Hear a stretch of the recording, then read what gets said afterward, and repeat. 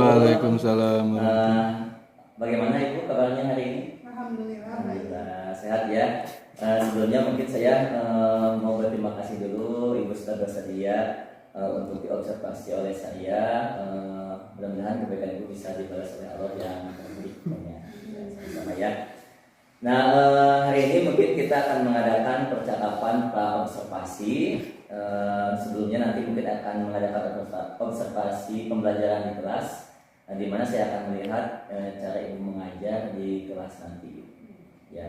Nah, adapun tujuan dari kegiatan pra-observasi ini adalah untuk mengetahui persiapan awal sebelum Ibu melakukan pembelajaran di kelas agar lebih siap dan lebih percaya diri serta mampu memberikan pembelajaran terbaik bagi murid. Itu tujuannya. Nah, di sini saya akan memberikan beberapa pertanyaan untuk Ibu. Pertanyaan pertama yaitu apa tujuan pembelajaran yang akan dicapai pada kegiatan pembelajaran nanti? Tujuan pembelajaran yang akan dicapai nanti itu peserta didik nanti dapat menganalisis cara-cara perpindahan kalor dalam kehidupan sehari-hari dengan menggunakan metode problem based learning dan juga diskusi kelompok. Menggunakan PBL ya Bu ya. Ya. Nah, terus selanjutnya apa yang akan menjadi area pengembangan yang ingin Ibu capai nanti pada pembelajaran? Area pengembangan yang akan nanti capai itu ada beberapa jenis. Yang pertama itu di aspek pengetahuannya. Nah, di aspek pengetahuannya itu nanti anak-anak dapat memahami terlebih dahulu mengenai cara-cara perpindahan kalor dalam kehidupan sehari-hari. Kemudian selanjutnya nanti menganalisis cara-cara perpindahan kalor seperti apa menggunakan metode problem based learning. Nah, kemudian pada aspek yang kedua itu pada aspek sikap, di mana aspek sikap itu menggunakan profil pelajar Pancasila, di mana salah satunya itu mengambil poin berakhlak mulia, mandiri dan juga gotong royong. Dan yang terakhir itu pada aspek keterampilan. Nah, pada saat pembelajaran nanti itu anak-anak akan menggunakan metode praktikum, di mana nanti anak-anak akan melakukan praktik mengenai cara-cara perpindahan kalor. Dan selanjutnya ada juga beberapa kelompok anak yang nanti akan mengamati video pembelajaran. Oh iya, jadi area yang akan menjadi pengembangan itu adalah yang pertama pengetahuan, ada penampilan juga dan ada sikap juga. Ya, baik. Selanjutnya bagaimana strategi pembelajaran yang akan Ibu lakukan nanti? Strategi yang dipersiapkan itu dengan menggunakan metode problem based learning, di mana ada beberapa langkah atau sintaks yang salah satunya itu nanti anak-anak akan diberikan analisis permasalahan yang sesuai dengan kehidupan sehari-hari anak. Nah, kemudian selanjutnya nanti anak-anak dapat memecahkan permasalahan tersebut serta mengevaluasinya seperti itu. Oh iya. Nah, mungkin Ibu kapan nih siap untuk diobservasinya kapan? Untuk pelaksanaan observasi dilakukan bisa minggu depan pada hari Selasa. Oh iya, baik. Nanti kita akan ketemu lagi ya di hari Selasa dalam kegiatan observasi pembelajaran yang akan Ibu lakukan. Iya. Mungkin itu Ibu yang dapat saya tanyakan. Terima kasih atas waktunya. Mudah-mudahan nanti pada acara observasi bisa berjalan dengan lancar. Ya, sebelumnya saya mengucapkan terima kasih atas bantuannya juga dan mudah-mudahan mungkin Ibu juga sehat nanti ya. Gitu Ibu, assalamualaikum warahmatullahi wabarakatuh. Waalaikumsalam. Assalamualaikum.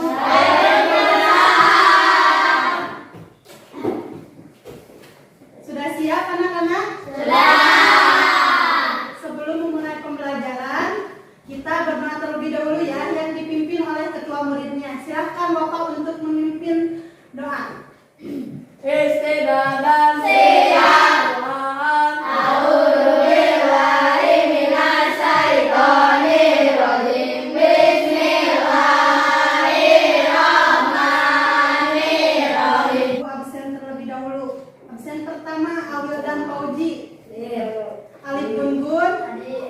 Dadan Jakaria, Jaki Ahmad Dapa. Gimana kabarnya kalian hari ini? Baik. Nah, kalau Ibu tanya apa kabarnya, kalian jawabnya gimana? Alhamdulillah, luar biasa. Allah. Bisa? Ulang ya. Apa kabarnya kalian hari ini? Alhamdulillah, luar biasa. Allahu Akbar. Sekali lagi kurang semangat. Apa kabarnya kalian hari ini?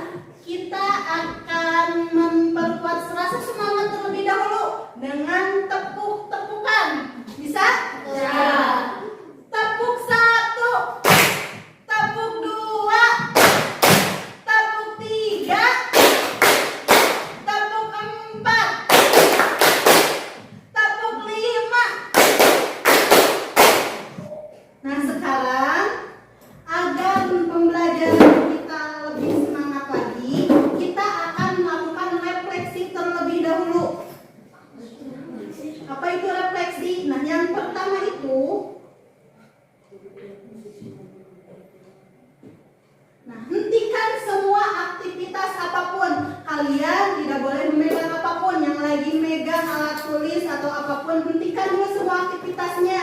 Nah, kemudian yang kedua, duduk dengan posisi nyaman. Silahkan posisi duduknya seperti apa yang dirasa kalian nyaman. Kursinya bagaimana? Bapak, silahkan. Nah, agar posisinya nanti bisa badan tegak. Nah, setelah posisi kalian nyaman, sekarang badan tegak dan rileks. Nah, badan kalian coba tegakkan, rileks, dan meletakkan kedua tangan di atas paha. Letakkan kedua tangan kalian di atas paha. Nah, seperti itu. Sudah semuanya? Sudah. Setelah itu, kalian tarik napas, merasakan udara segar masuk ke hidung, nanti lalu hembuskan sebanyak 3 kali. Jadi kalian tarik napas, merasakan udara segar di siang hari. Nah, coba ya. Tarikan yang pertama, 1, 2, 3. Kemudian hembuskan. 1 kali lagi. Sekali lagi terakhir. Amati apa yang sedang dirasakan oleh tubuh kalian.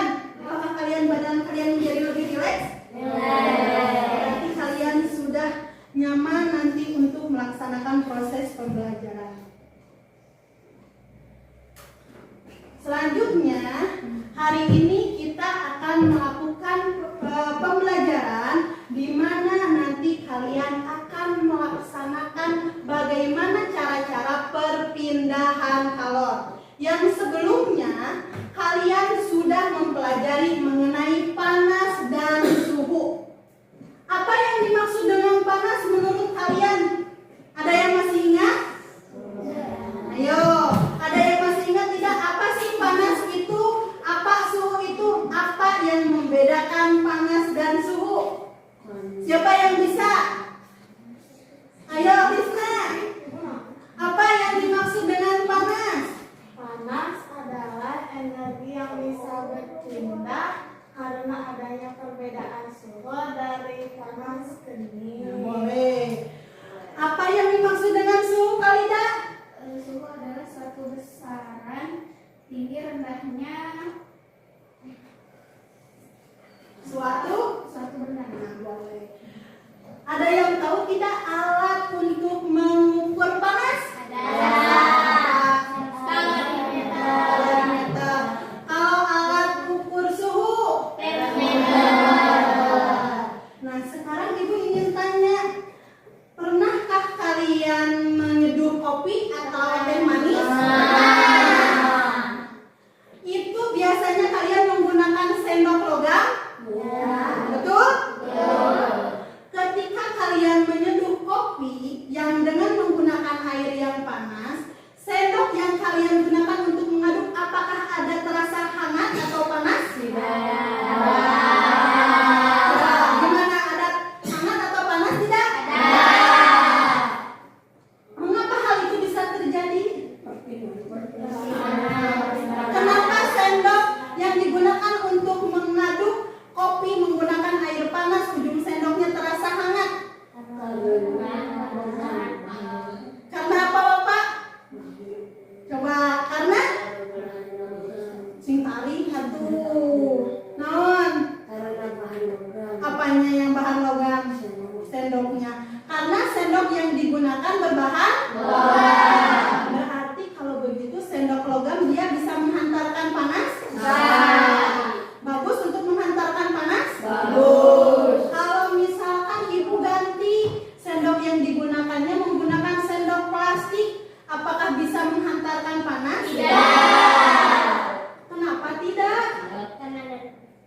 Karena dari plastik, apakah plastik bisa menghantarkan panas? Tidak. Berarti plastik itu tidak baik dalam menghantarkan panas. Nah, selanjutnya sebelum melanjutkan ke pembelajaran selanjutnya, kalian Ibu bagi menjadi 3 kelompok. 2 kelompok untuk menonton video dan 1 kelompok yang belakang dengarkan.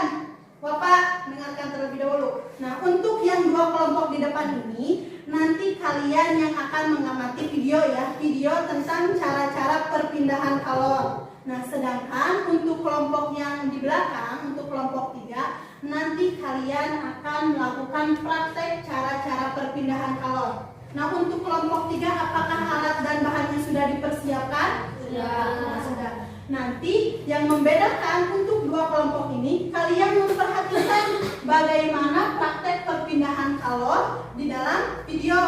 Nah, sedangkan untuk yang kelompok 3, kalian nanti akan mempraktekannya berdasarkan panduan yang ada pada LKPD. Coba kalian buka terlebih dahulu, silahkan pada halaman pertama. Di halaman pertama itu ada berisi tentang alat dan bahan yang dibutuhkan untuk praktek. Sedangkan untuk yang kelompok 1 dan 2, kalian mengamati saja terlebih dahulu. Nanti di halaman 3 coba kalian lihat di halaman 3. Di halaman 3 nanti coba kalian lihat ada gambar bagaimana percobaan konduksi, bagaimana percobaan konveksi, dan bagaimana percobaan nanti secara radiasi. Nah, kemudian selanjutnya setelah mengamati video untuk kelompok 1 dan 2, kalian nanti mengisi hasil percobaan kegiatan berdasarkan pengamatan kalian. Nah, sedangkan untuk kelompok 3, kalian mengisi hasil percobaan kegiatannya berdasarkan praktek yang sudah kalian lakukan. Bisa dipahami? Bisa. Jadi, untuk kelompok 1 dan 2 mengamati, untuk kelompok 3 kalian melakukan praktek. Jadi, tidak boleh melihat ini ya. Jadi, kalian langsung praktek. Coba untuk kelompok 3 kalian persiapkan alat dan bahannya. 1 mentega, 2 biji kedelai, 3 sendok logam, Silakan. Nah, yang kalian coba lihat kelompok 3 ini, perhatikan prosedur kegiatannya seperti apa. 2 gelas air panas. Langkah-langkah percobaan. 1. Tempelkan mentega pada sendok plastik. 2. Tempelkan mentega pada sendok logam. 3. Tempelkan kacang kedelai pada mentega yang ada di sendok. 4. Masukkan kedua sendok dalam gelas berisi air panas dalam posisi terbalik. Tunggulah beberapa saat. Kemudian amatilah yang terjadi pada kacang kedelai.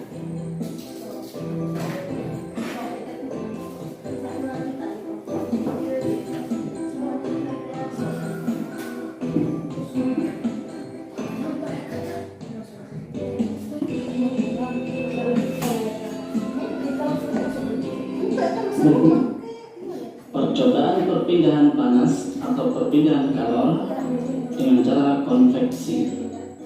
Alat dan bahan. Nah, coba lihat nanti perhatikan oleh kalian apa yang Air dalam bejana atau panci. 2. Pemanas, misalnya kompor. 3. Serbuk pewarna. Langkah kerja percobaan. 1. Tambahkan serbuk pewarna secukupnya ke dalam air pada bejana. 2. Panaskan bejana di atasnya api, tunggu sampai mendidih. 3. Selama proses pendidikan, perhatikan yang terjadi pada serbuk apa yang pewarna. terjadi? Nyali, apa yang terjadi itu menteganya? Meleleh. Tadi bentuk menteganya bagaimana? Bentuknya padat, setelah dipanaskan dia bagaimana? Udah, berarti udah. So, nanti ada yang mempraktikkan, ada yang mengisi hasil percobaannya. Lihat, tinggal kegiatan pertama. Lihat apa yang terjadi. Nah, berdasarkan pengamatan kalian lewat video, isi coba hasil percobaan kegiatan yang pertama. Tadi kan sudah kalian lihat, sudah percobaan pertama. Nah, sekarang kalian isi apa yang terjadi pada kacang yang ada di sendok logam. Tadi di dalam video bagaimana? Oh, berarti kumaha.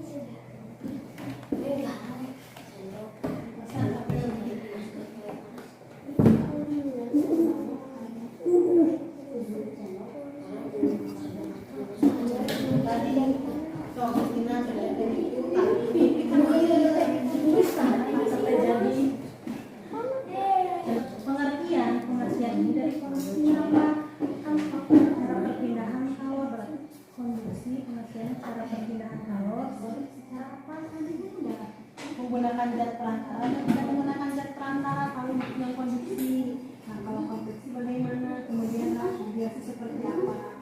Nanti setelah pemahaman, contoh lainnya atau menggunakan macam sekarang coba dengan jarak 5 cm. Nah, berarti 5 cm lebih dekat lagi setelah panas ke arah sana. Sudah? Sudah bisa dirasakan? Nah, kalau sudah, nanti coba isi di hasil percobaan yang ketiga. Nah, ya selalu. Stop. Ya. Boleh. Apa yang ditanyakan?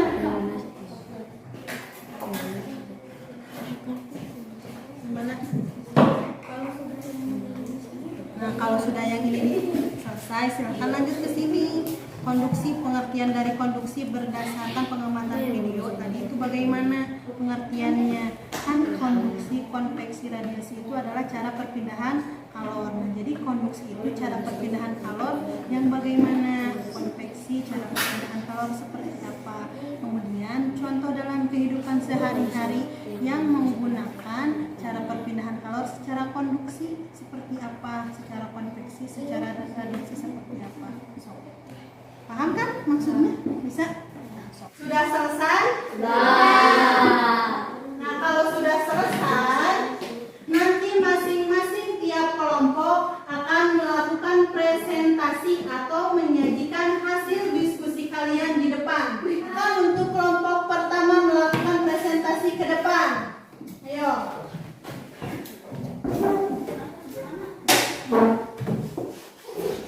Untuk kelompok yang lainnya, untuk memperhatikan dan mengamati temannya. Nanti kalau ada yang mau ditanyakan, silahkan tanyakan kepada temannya.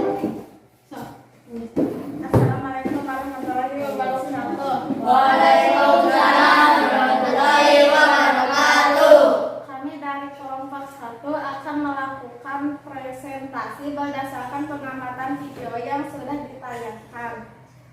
Apa yang terjadi pada kacang yang ada di sendok logam jatuh ke bawah? Hal itu terjadi karena mentega mencair. Hal ini terjadi bahwa sendok dari logam mengalami pemanasan. Panas atau kalor dapat merambat melalui logam. Peristiwa perpindahan panas melalui benda padat tanpa diikuti jangka antaranya disebut dengan konduksi. Assalamualaikum warahmatullahi wabarakatuh. Silakan untuk teman-temannya tepuk tangan untuk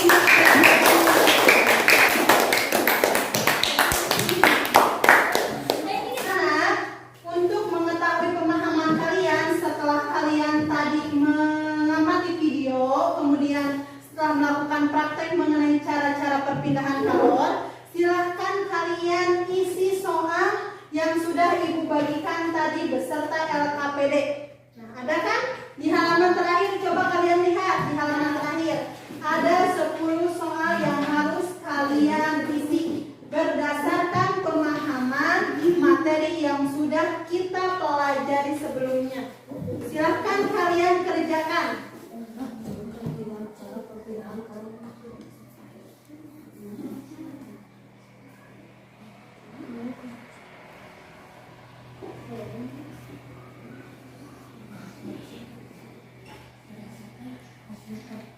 Sudah selesai mengerjakannya? Silakan kalian kumpulkan oleh ketua kelompoknya masing-masing ke depan.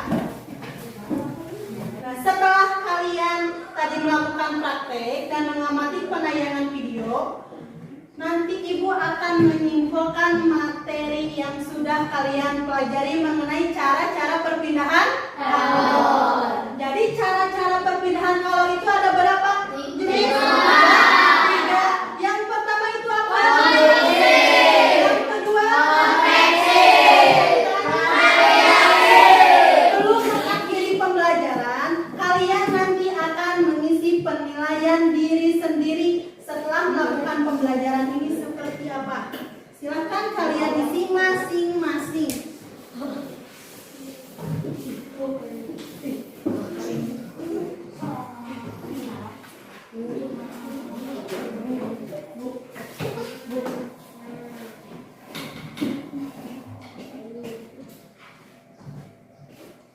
Silahkan kasih nama, hari dan tanggalnya, kelasnya, kemudian nanti kalian isi pernyataan, dicentang, dicontreng, checklist. Kemudian ini ada lembar penilaian antar teman. Silahkan nanti kalian isi berdasarkan nama kelompoknya. Nah, siapa yang bekerja dengan baik, memberi ide pendapat juga ketua kelompok. Untuk selanjutnya, untuk materi selanjutnya adalah besok nanti kita akan mempelajari tentang bahan konduktor dan isolator. Nah, sekian pembelajaran hari ini. Terima kasih dan ditutup dengan doa yang dipimpin oleh Bapak. Istidadan siap.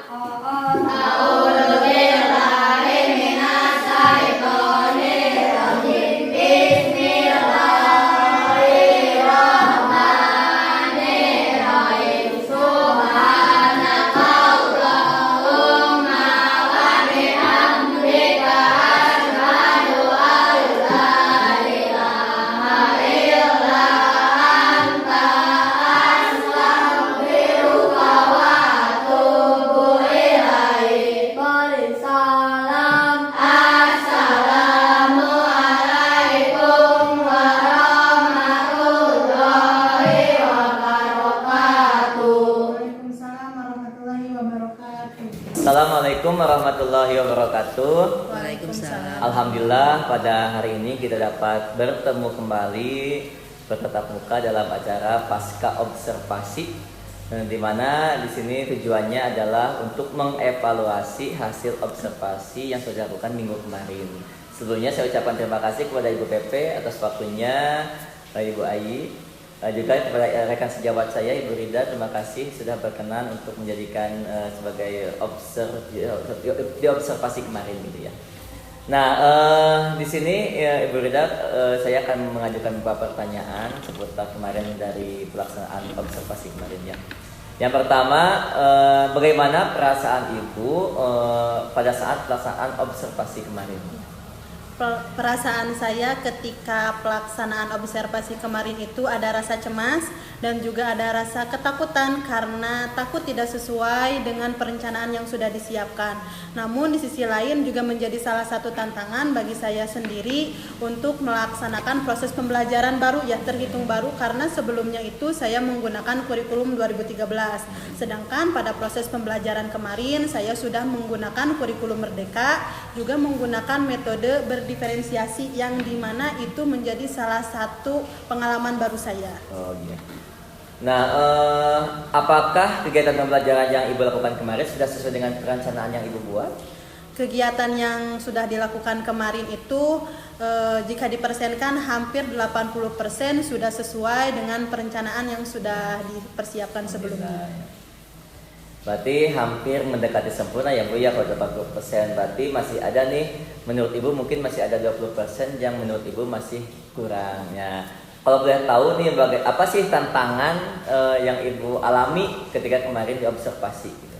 Tantangan yang saya alami ketika proses pelaksanaan pembelajaran itu yang pertama, karena mungkin ini menjadi salah satu kali pertama saya melaksanakan proses pembelajaran dengan metode diferensiasi, di mana anak-anak dibagi menjadi beberapa kelompok. Kelompok tersebut ada kelompok yang menggunakan kinestetik ya, kemudian audio visual. Nah, untuk kinestetik itu sendiri anak-anak melaksanakan proses metode praktikum. Salah satunya itu pada materi cara-cara perpindahan kalor.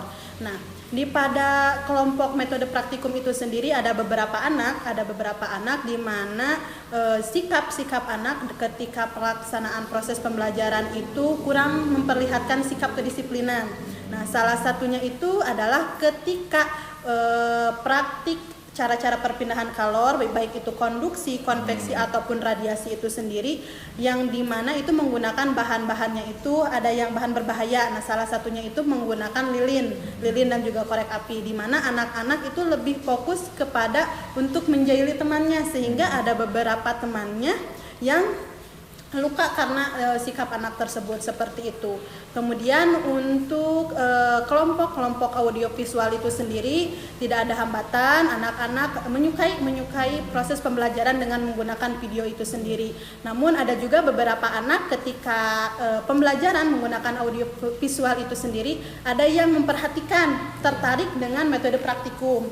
Nah, begitu pula ketika anak-anak kelompok di metode praktikum, ada satu anak yang saya lihat anak tersebut lebih menyukai kepada audiovisual karena memang ketika sehari-harinya saya lihat anak tersebut memang kurang aktif, sehingga ketika diberikan pembelajaran dengan metode praktikum anak tersebut kurang aktif dan kurang tertarik. Dia lebih tertarik menggunakan video audiovisual seperti itu. Dibuktikan ketika evaluasi anak tersebut ketika diberikan pertanyaan-pertanyaan yang berhubungan dengan cara-cara perpindahan kalori itu sendiri, anak tersebut jawabannya lebih condong kepada materi yang disampaikan pada saat metode pembelajaran secara video dibandingkan pada ketika metode praktikum itu sendiri. Ya, jadi kalau saya tangkap berarti area pengembangan sikap itu masih kurang ya Bu ya. Bagaimana dengan area pengembangan dari kognitif pengetahuan dengan keterampilannya bagaimana? Nah, untuk area pengembangan pada pengetahuan atau kognitif, anak-anak sudah cukup mampu bisa menyimpulkan karena ketika selesai metode praktikum dan juga melihat pembelajaran secara video audiovisual itu sendiri, anak-anak mampu mereka melakukan presentasi di depan dan sudah sesuai dengan apa yang diharapkan seperti itu. Ya, berarti bagus ya Bu ya. Nah, sekarang apa nih yang akan Ibu lakukan ke depannya? Area pengembangan apa yang akan Ibu kembangkan kembali itu pada anak-anak tersebut? Nah, setelah melihat proses pelaksanaan pembelajaran kemarin, mungkin yang menjadi tantangan bagi saya itu sendiri berarti harus mengobservasi kembali karakteristik anaknya. Karakteristik anak mana yang lebih condong kepada kinestetik, kemudian anak yang lebih kepada audio ataupun visualnya seperti itu. Sehingga nanti saya perlu melihat kembali karakter anaknya seperti apa. Kemudian selanjutnya lebih kepada sikap anak. Ya, karena pada perencanaan yang sudah dipersiapkan itu ada sikap yang sesuai dengan profil pelajar Pancasila. Nah, salah satunya itu kan ada yang berakhlak mulia, kemudian mandiri dan juga gotong royong. Di mana ketika dilihat pada saat pelaksanaan proses pembelajaran, sikap kemandirian anak itu masih kurang. Salah satu contohnya adalah ketika di metode praktikum. Nah, pada metode praktikum itu sudah dipersiapkan LKPD, lembar kerja peserta didik, di mana di sana tertera alat dan bahannya, kemudian langkah-langkah proses pembelajarannya seperti apa. Namun anak-anak masih merasa kebingungan ketika diberikan LKPD itu untuk apa digunakan seperti itu. Sehingga anak-anak masih mempertanyakan kepada gurunya, "Ibu, ini bagaimana proses langkah-langkah prakteknya seperti apa?" seperti itu.